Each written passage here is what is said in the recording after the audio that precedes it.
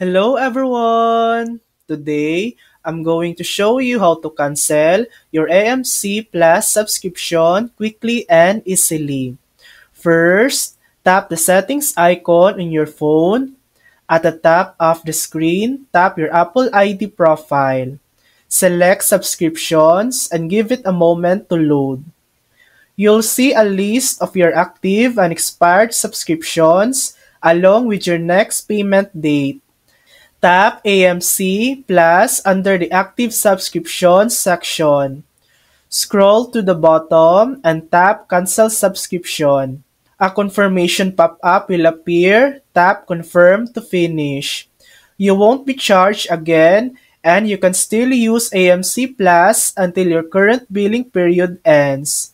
Remember, deleting the app does not cancel your subscription. You have to cancel manually. And that's it. That's how to cancel AMC Plus subscription. Thanks for watching. If this video helped you, please like and subscribe for more helpful tutorials.